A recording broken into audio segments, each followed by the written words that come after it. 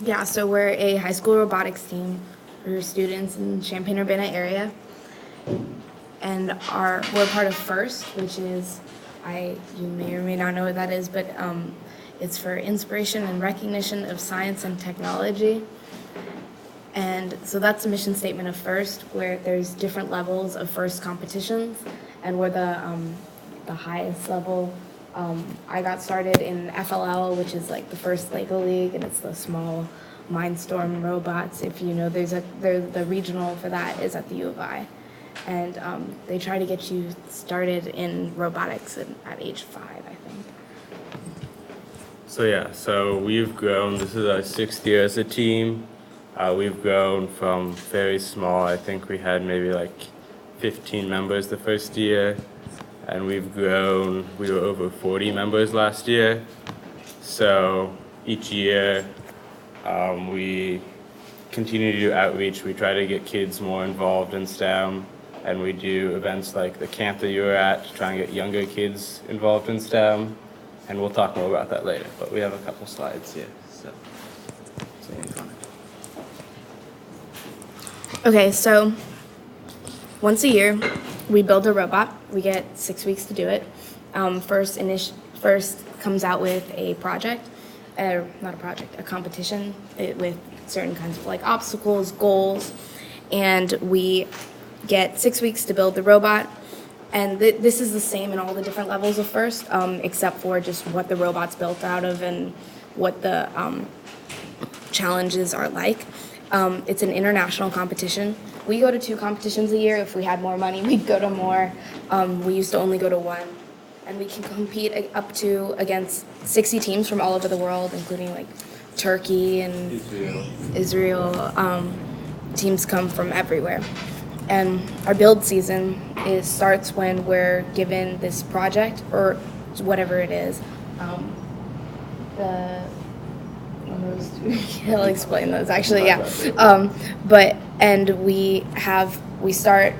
We go change our meetings from 2 days a week to every day for 3 hours, and then by the end of build season we make it really long hours every single day, crunch time until we have to put it in a bag and we can't touch it. The robots weigh up to 120 pounds, have to be up to 6 feet, and they're built from metal that we machine and buy. Yeah. So these are 3 of our robots. The other 2 are here. So this one is from our first year as a team. So the goal of this game was shooting a basketball through hoops. So first year it wasn't a super complicated mechanism. It looks very complicated, but a lot of that is support material. So we didn't really have much machining technology at the time. We were still a fairly young team, and we had to use a lot of like stock metal to do stuff. This year, this was one of our most successful bots. It's one we use at a lot of our demos. It's a frisbee bot. So we can feed frisbees into the robot, and it comes around and shoots out of here the goal was to shoot it into slots in the wall. But we have used it, we've made baskets with the frisbees. When we do demos at different schools, we'll like shoot half-court shots with frisbees. So this was a really cool design. Essentially we have like a wheel with traction. It's a traction wheel, and the frisbees are fed into a channel, which then they're forced out. So they have enough spin to keep them level, and they have enough velocity to fly a long distance.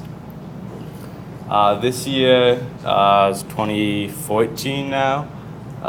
This was not quite as successful. We had lost some of our members this year, and so we had some trouble designing key components. And we had tried initial design. It was going to be a catapult to launch a ball, and it didn't work, so we had to scramble at the last minute, and we built a kicker instead. It was like a big medicine ball that you had to score goals with. So this was not quite as successful, but it gave a lot of younger students a good design experience. And these are 2 most recent bots, which have been more successful. This one is proudly called Tolly because it is over 6 feet tall, and we thought looked a bit like Wally. So So the goal of this game was kind of different from many of the earlier games. Instead of competing directly against another team, we would instead try to compete on our side against all the different teams. So your team would try to stack up as many of these containers and totes as you could, and another team would be also doing the same thing. So it wasn't direct competition, it was more whoever could stack higher. And so this was quite successful. Our design worked well, but one thing that we overlooked was our center of gravity, and we had trouble tipping backwards a couple times. But we solved that. So in our first competition, we tipped over in the playoffs, and that eliminated us. But in our second competition, we successfully built a backstop so that when we would start tipping back, we would catch and go back up. So we never tipped again after that. This was a robot from this year, probably our most successful robot ever. This was the first year that we completely CAD'd our robot before we started building everything. So we had a full working model in Creo that we could do engineering drawings for, and we got almost everything machined on this robot. So the feeder here was machined, the metal for it, and the complete base was machined. We did have to make some minor modifications after that, but for the most part, it was completely done with machined metal, which saved us a lot of time for assembly. So it allowed us to take the extra time to make a full CAD model. And now we have a video from our competition this year. You'll notice it's 3v3, so there's a different alliances. Mm-hmm. That's how the tournaments work. You team up with 2 random robots and several competitions just like this. And the goal is to get a lot of balls in. Yeah, so the goal is to score. You get 10 points, you get a certain amount of points for, I think it's 6 for in here, then 2 for down here. And then there's also in the beginning, 15 seconds is autonomous phase. So you write code and your robot does something and you get extra points during that phase. So, and as I remember it, there's a certain date at which they send out what the challenge is going to be for this year, and how the points are scored, and what the robots are going to do, and how the autonomous phase works, and so everybody knows at the same time. Yeah, so at the beginning of January, they release the rule book, and then we have the 6 weeks to build. So the first couple of days are really hectic because everyone's reading the rule book, and then we try to start strategizing the design for a robot, what we want to do for that year. Okay, so this game we're actually playing defense. This is one of the quarterfinal matches, and so we had in our alliance we were the most agile, and we had I can explain after, but we had a very unique drivetrain this year, so we were able to keep up with some of the more agile teams that had been scoring a lot. So we decided it was our best use to play defense.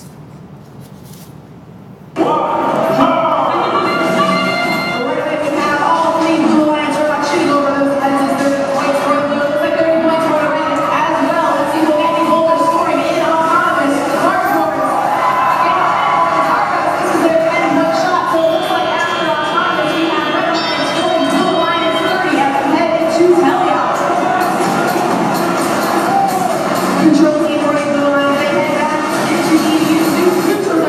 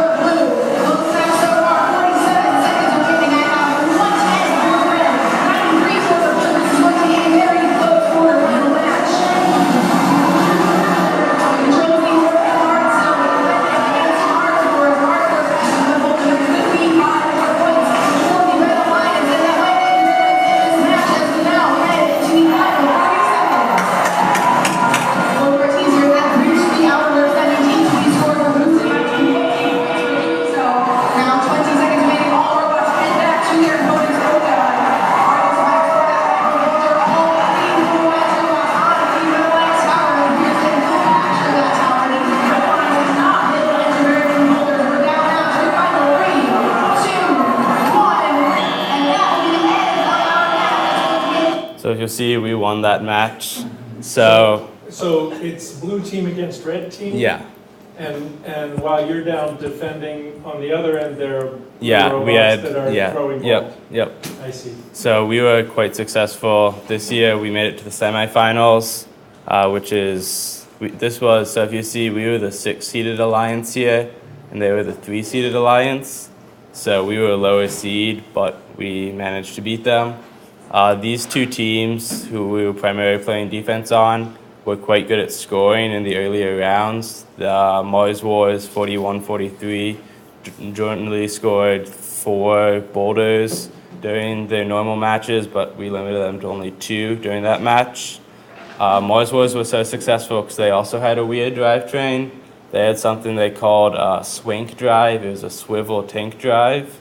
So they had pneumatic tank wheels, so like big wheels, except they had them swivel, so they were very fast going side to side. But what we did this year, which again may have been overkill, is we made essentially 2 drivetrains. So we had mecanum wheels, which allow us to go laterally and then also forward, but then we also could shift to tank drive, which was just a stronger but with less lateral movement. So we had pneumatic set up so that when we activated it, the tank drive would fall down. So we'd have that down and then it would lift up and we could have a mecanum drive. So this allowed us to be very quick to play defense. And also at the end, you notice all the teams went back. You got extra points if everyone was on the castle at the end. And 4096 is your club number? Yes. So year after year, you're always 4096? Yes. Yeah. So it's just whenever you sign up, they assign you.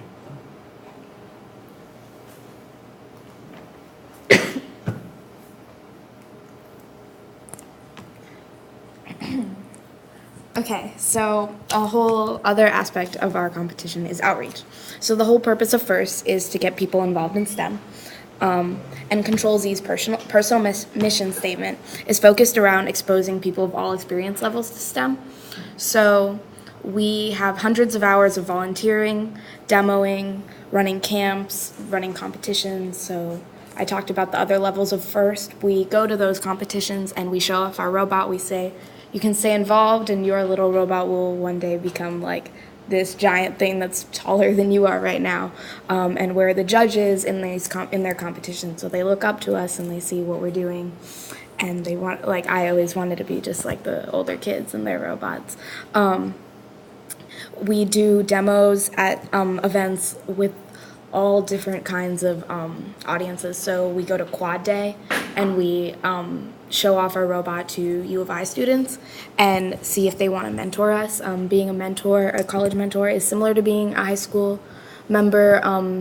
It's kind of more of like a backseat role, but we attract a lot of like electrical engineers, mechanical engineers who are like can offer us a lot of help with like CAD or programming or whatever, and wiring.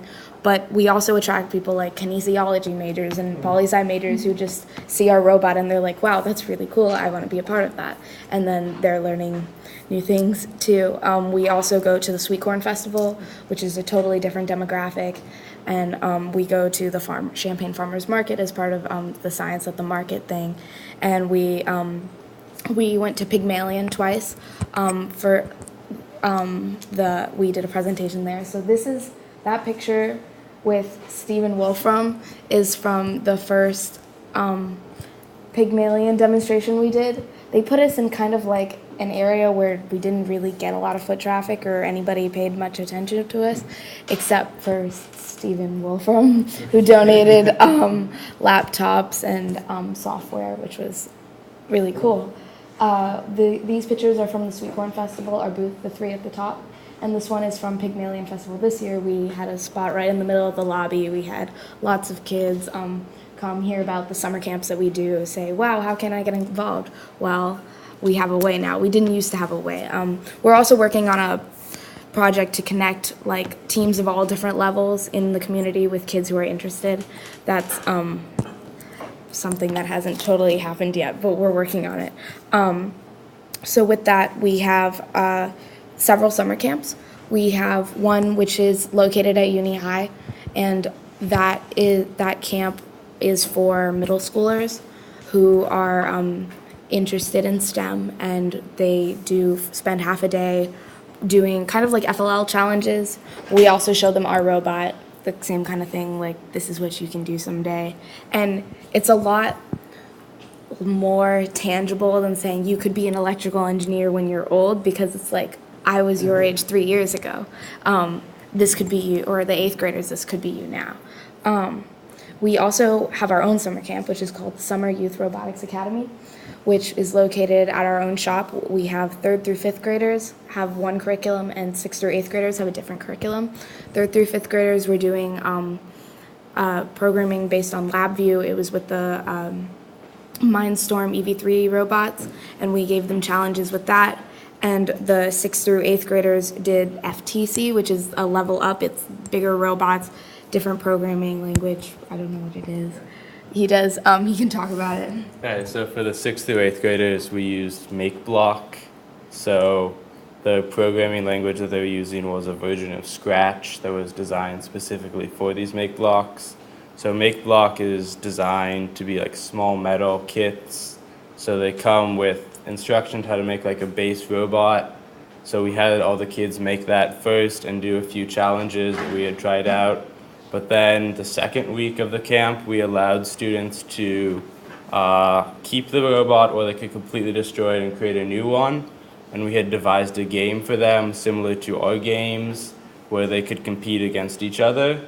And so our game this year for them was to take tennis balls that started in the middle of the field and to score them into different goals on their sides. And then they could also feed more tennis balls in throughout the match.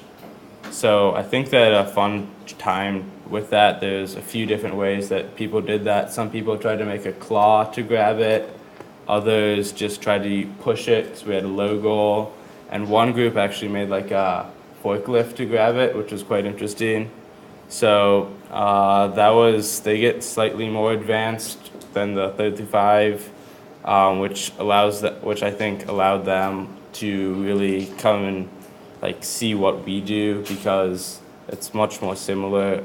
Some of our students actually started out on an FTC team, which is doing similar thing, and we actually got one person from the camp who was old enough to join our team, which is very interesting. Another big aspect of CYRA this year, which you guys were actually involved with, is we reached out to different organizations in the community to get them to show what they do to the kids. So you guys were generous to come in and do your wind power demonstration. We had other people come in from the university. We had some student organizations come in and show off what they do. So we're definitely going to keep doing that in the future, which you guys' was actually one of the most successful demos, I think, well planned out. But that was a huge success with the kids. And so like in addition to just doing pure robotic stuff, we tried to break it up with other activities. So we'd have them go outside and do something like have lunch for a while and play games. And we would do something called a Maker Face-Off. So each day we would come up with a new challenge, like build a balloon-powered car, build something to catch an egg so that it wouldn't break, simple like science challenges like that. And we'd give them limited materials, or we would come up with ways to restrict what materials they could buy. So we would set up like a marketplace and give each team a certain amount of money, and they could choose what materials they want. So that just gave the kids a way to work as a team to come up with an idea to solve a new challenge every day.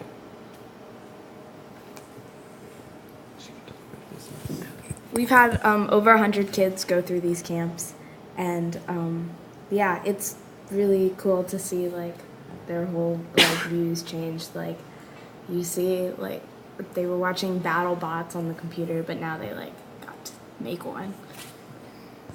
Okay, so sorry, we do a lot of stuff on our team, and it all requires money to make it happen, because that's the world we live in.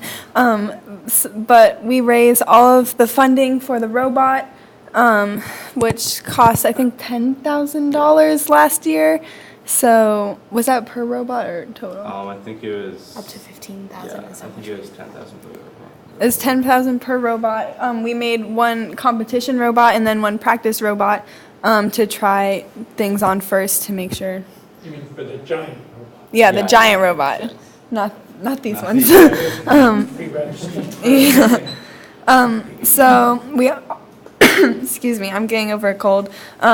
We also have to pay for travel to and from competitions, and food. We have like pizza on Wednesdays during build season, as well as food at the competitions. And we also have to pay for the camps we do, so like Syra and Unicamp, like materials, and we had like snacks and that kind of stuff.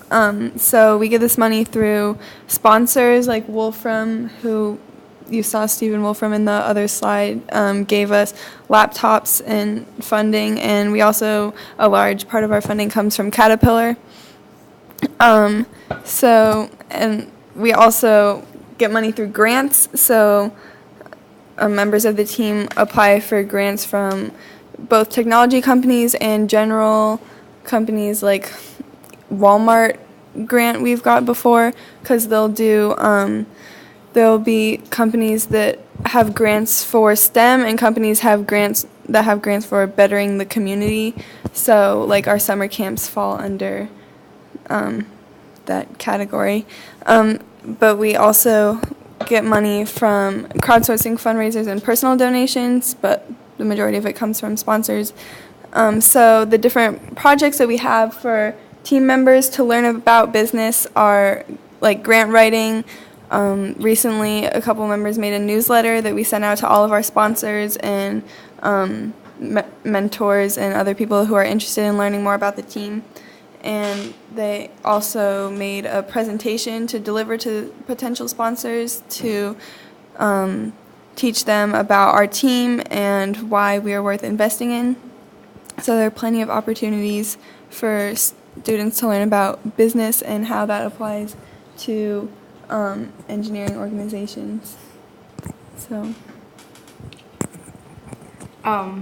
as part of our like trying to continue this, because he already phased out, but we do phase out.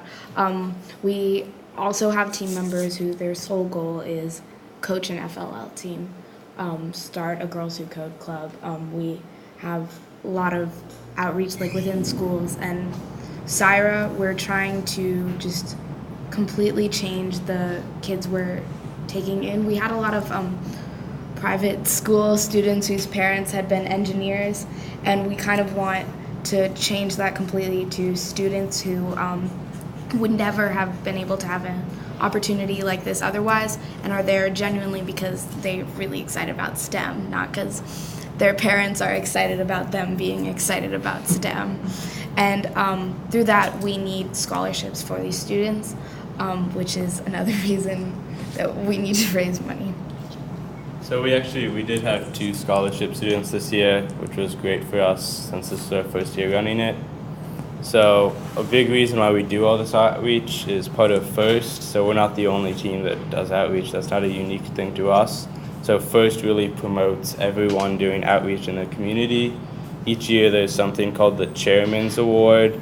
So they give it out at each regional, and then there's like the Chairman's Award at Worlds, which essentially gets you a Worlds bid for the rest of your life for your team. So Chairman's looks at stuff you've done, starting FLL teams, doing career fairs, doing like Sweet Corn Festival for us. So it looks at what you've done, and so you write a paper, it's like summarizing how you've helped your community and like what your future plans are for that. So for us this year, Syra was our big thing, and you give a presentation to judges at each regional. So in the previous years, we've kind of thrown stuff together at the last minute. This year, we really wanted to focus on chairmans because we had a lot of stuff that we had been doing that we thought was worthy of chairmans, and we didn't win chairmans this year, but we got what is called the Judge's Choice Award at Midwest, which is recognized as like one of the top 3 for a chairman, so we're really proud for that. Essentially, the feedback that they gave us that we're still a young team, and that if we continue doing what we're doing, we have a good shot at getting chairmans in the future. How old is how old is your team? So this is our 6th year. 6 years. Yeah. So if you look, 40. So that's still young. Yeah, because if you look, there's like 4096. There's 4,000 teams that were founded before us, essentially. Yeah, I did see some 3-digit numbers up there. Yeah. When you were, so those are clubs that have been around for 10 years, 20 years? Yeah, 10. I think first FOC is 15 years old, maybe a little bit more. So yeah, there's been teams that have been around for double our time. And then there's also teams, I think they're starting to get maybe into the late 5,000s, so there's definitely a lot of teams after us too. So I think we're done. If you guys have any questions, I'd be happy to answer. Yeah, thank you. This is incredible. What have the kids that have done this gone on to do? So actually, since we're still such a young team, none of our alumni are really out of college yet. So our first graduating class was 2 years ago. So they'd now be sophomores in college. But a lot of us are getting involved in different programs in STEM in college. I am involved in multiple different things here at U of I. One of my friends at USC is working with SpaceX, and a couple others are also doing like formula racing, like clubs at school, which is amazing. A lot are electrical and mechanical Yeah. engineering. Most are electrical and mechanical engineering majors at major universities. So You got good practical experience to go into it. Yeah. Yeah. Can you talk a little bit about how the teamwork goes in making the robot? Because when you look at young people who are, and I'm thinking of elementary school kids who are learning to program and work together on things, what you're trying to get is a sense of collaboration, rather than one person, sort of, this is how I want to do it, and then other people just kind of feed into that idea. How do you work those things out? What are your experience as far as teamwork in a major project like a competitive robot? How many people are on the team? How do you manage the contributions of each, things like that? So the way we've divided our team up in the past, I don't know if they're changing this year, but before the season starts, so before we are given the task, we divide into sub-teams. So we'll have a coding electrical sub-team and 2 to 3 mechanical sub-teams, and this year we started with a CAD team. So essentially people pick what they want based on interests. So if like you want to learn how to do CAD, you join the CAD team and start learning CAD before the season starts. If you want to do electronics, then you start working with electronics people who have done it in the past or with their mentors, so you're prepared for when the team starts. If you want to do mechanical, then you do like small projects or you help maintain the old robots. So you kind of pick what you want to do before the season starts. And then once the season does start, so that first day, usually we have a group meeting, but then there's also before that, there's a small group meeting, which is with some of the more experienced students, and they will come up with a few like designs that they think are feasible for the game before we go to the full group. And that way, we kind of have an idea of what kind of mechanical sub-teams we want beforehand. And then we open it up to the full group to give input, and we do brainstorming sessions before we start doing anything.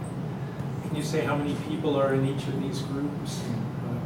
So when I joined the team, which was 3 years ago, I was the only new person, and then like within when I joined, there was only it was 3 weeks before someone else joined. Now we're having 20 people join at once. So we have this new thing called trainings, which we spent our whole off season having students who know CAD doing CAD training, students who know wiring doing wiring trainings, where they literally take apart the robot and say put it back together, and they or when it breaks, which it breaks a lot for demos, they have to have them fix it first. So we don't know quite yet who's going to be in what because the team has totally changed. But like, we would have some sub teams that were 3 people because those were the only people that were really interested in that. But this year, I have a feeling every group is going to grow a lot, and people show up to all sorts of trainings. Like I've gone to wiring trainings, CAD trainings, website management trainings, which have nothing to do with the robot, but we do have things that you need, jobs outside of the robot. And people are kind of trying everything and seeing what they're interested in right now. So we'll see. Yeah, I'd say generally the mechanical sub-team is the largest sub-team. So there's like several hands on the robots at all times, like during build season, and it can get a bit chaotic. So this year we've been exposing the team to more aspects of the robot and like what we do as a team to spread out interest and just give exposure and everything to everyone on the team. So if you're on the mechanical, are you putting together a design made by somebody else, by someone, or is it, I guess, how does the collaboration work around the design and the implementation? So mechanical sub-teams work in a lot with the CAD sub-teams. Usually there's people that overlap on those teams. So like the mechanical will come up with the design, do sketches of how they want that design to look, and give it or start working on the CAD themselves. That's why there's been a problem in the past few years because there's so few people that know CAD on the team. So this year we really did a bunch of CAD trainings open to everyone, given by those members that do know CAD. So we're trying to get everyone to be proficient in CAD. So if they come up with an idea, they don't have to try to explain it to someone else. They can do it themselves and show the team a model. Can I ask what the CAD program is that you use? We use Creo 3.0. Creo? 3.0, yeah. It's the one they use at the U of I know, for the class that I'm in. It's a proprietary program or a... Mm-hmm. Okay. Which one do you use for it? Inventor is what people Okay, say. yeah. Or Project Lead. Yeah, a lot of, I think that's one of the big professional ones that people use. Okay. Creo. So when you're building design, then you guys got to come up with all the schematics, you have to come up with all the components and all the whole shebang from scratch? Yes. Yeah, I have a CAD model on my computer if you guys want to look at it. I can get it up. This is an older version, but... What was the first year that you guys competed in? 2012? 2012. Okay, so you didn't do the logo Oh wait, motion challenge. 2011. Just kidding. So you guys did do the logo motion challenge No. with the No. other troops? 2012. Okay. I think 2011 we were technically an FTC team. Yeah. Okay, so I was the captain of the first game in the 2011 competition here, so I was just wondering if you guys had done that, but I didn't see a robot for that challenge on the list, so. And FTC is First Tech Challenge, yes? And can you say what that is? So FTC team is for the same age group FTC is for the same age group as FRC. We're actually helping a fledgling FTC team kind of make their game in Champaign. They have 4 members right now. We're working on that. But they are so also 8th grade through 12th grade. I think the main thing about FTC is if your team either doesn't have enough members to make a 120-pound robot or enough money to pay for the materials or doesn't know if they want to commit and that as much time, then they will make an FTC team. A lot of high schools have FTC teams because it's cheaper. And a lot of FTC teams become FRC teams when they see like, oh, that's really cool, and they kind of... Does FTC compete with the Vex Robotics? Yeah. It's... No. Yes? No. Nope. It's... So I don't we actually do- know. So Vex, I think, is smaller. Vex, like the kits I know. I mean, we do use parts from Vex, like Okay. we order parts from Vex, like gearbox and stuff, but I think the kits that they sell are generally more FTC sized. So it's not running off of the Mindstorms bricks, it's running off of some other kind of controller? We're running off, so it's a Rio, it's essentially a microcontroller, then also Arduino for some things. So that's why we have a big electrical team that has to do everything. What do you mean the electrical team has to do everything? So they have Is to, that- like all the wiring and stuff, they have to And wire all coding. the electrical components. And the coding. And Yes. the coding, yeah. Okay. So does the mechanical team do fabricating? Yes.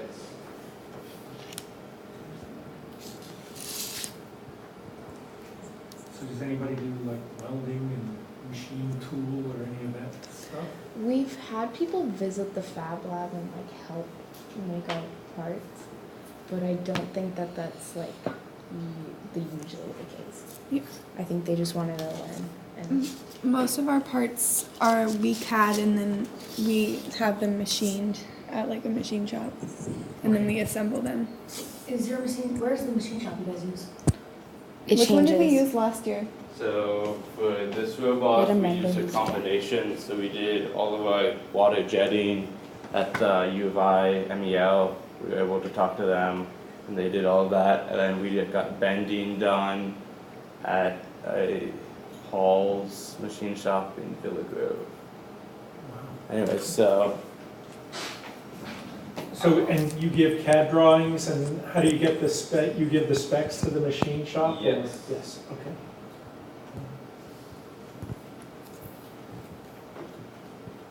if I can get this one. Anyways, this is a full CAD model. I'll try to see if I can get it. Maybe not.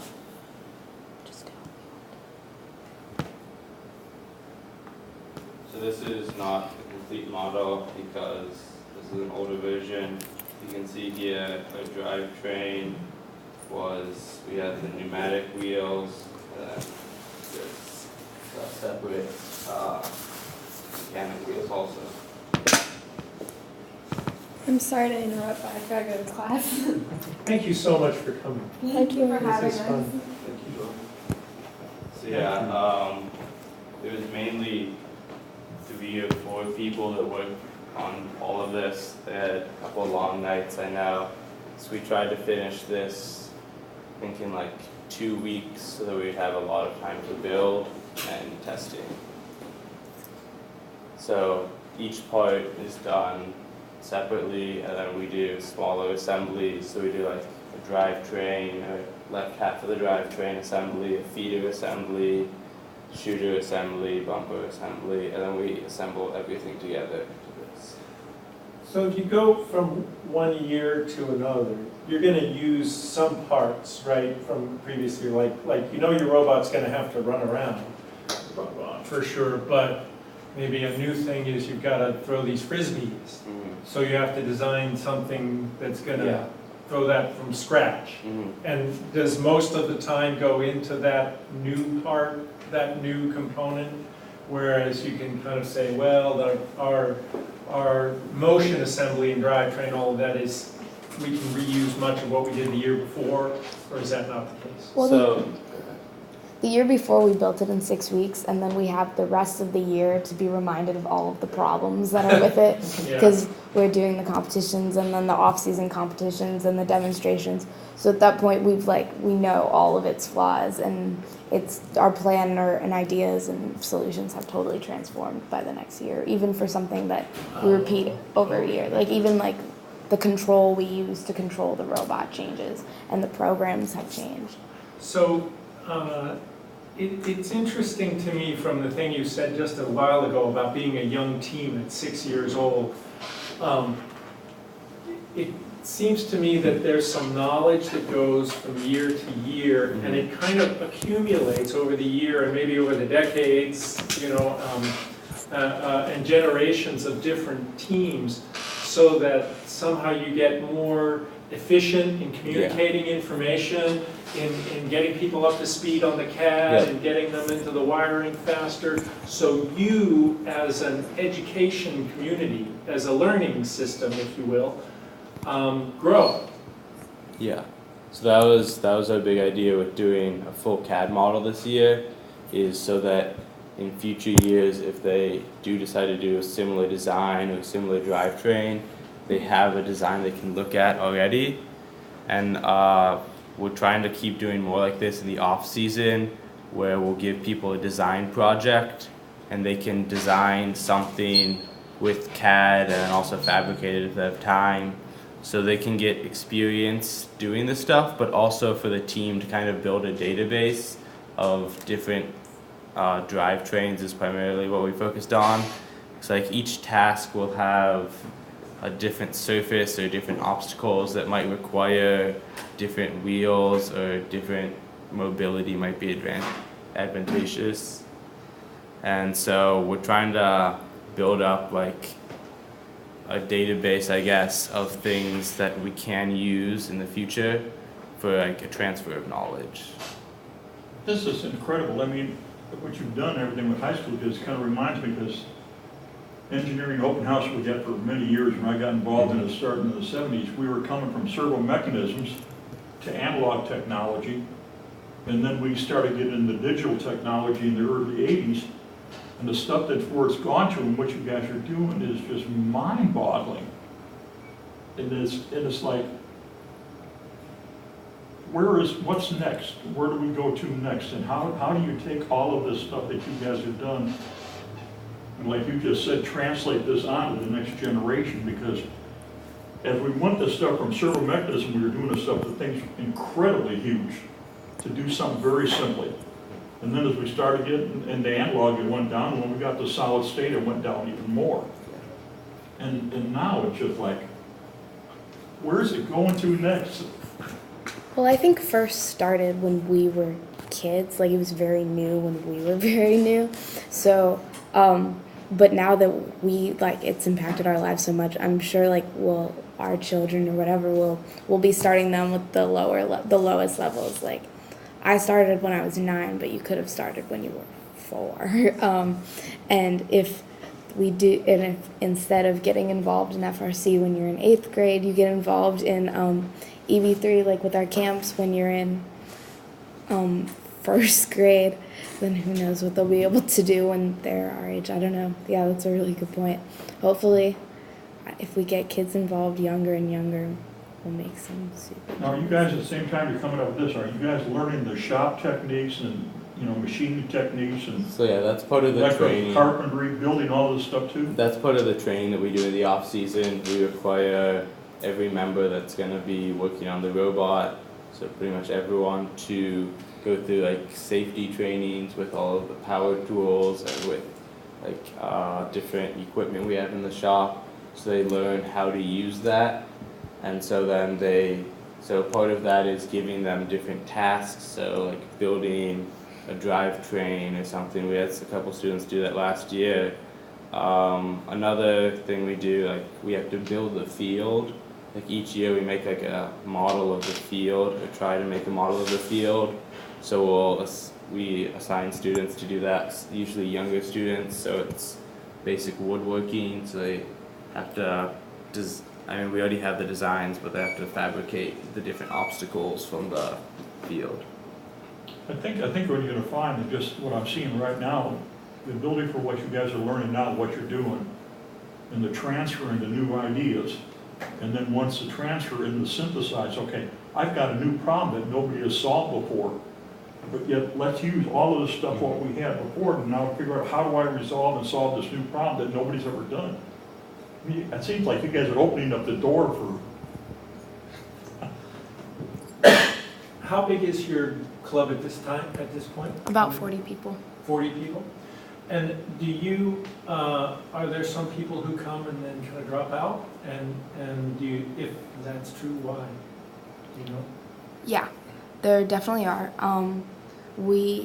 I think people would leave if they figure out that it's not like they expected and it wasn't like the right fit, or when it can be, or I think this used to be a bigger problem than it is, but like if you'd come in and you see these people like Robert who know like exactly what they're talking about everything, and like you're like, I know literally nothing, it can be overwhelming.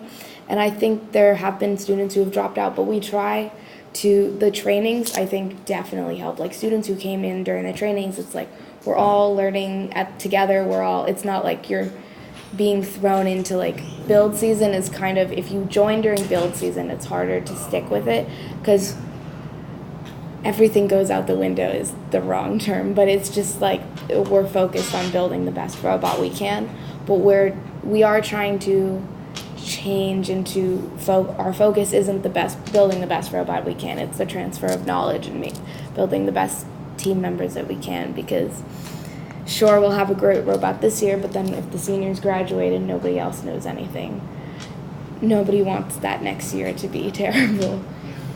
And also we left with varying level of participation. Like, we understand people have stuff going on, so if they can't be there for 15 hours a week, that's all right. But then we do have students that come in for 15, 20, 30 hours a week, which is insane sometimes. But like, especially towards the end, a lot of members will start to slow down because they need to catch up on sleep, catch up on homework. And that's why it's nice, I think, that First has like a gap in between finished build and competition, because it gives students a bit of time to catch up on everything. Because I know I had some late nights designing stuff and late nights at the shop, especially bag day goes till midnight. And so bag day is the end of the 6.5 weeks where we give in a huge plastic bag. We have to put our robot inside and zip tie it. So we're allowed to go until midnight on bag day. And so we all stay at the shop, have pizza, Is that, when you tie it off, is that like the evidence that you're done working in? You send that photo or so, how to verify that you stopped somehow? It's the honor system, It's but pretty much the honor system. Yeah, okay. But a lot of almost every team, I'm pretty sure, does it. Because you are allowed to take, I think 20, it depends on the year, but I think this year is 20 pounds. You're allowed to keep it off and keep working on it before competition, just to make some more minor modifications, which is why we build 2 robots when we have the time, so that 2 identical robots, so we put one in the bag, we can keep working on the other, and whatever modifications we make on that, we document, and at competition, we do that before the actual competition starts in the pit. So even though it's on the honor system, but you're keeping documents too about how you're working on that 20 pounds and all of that.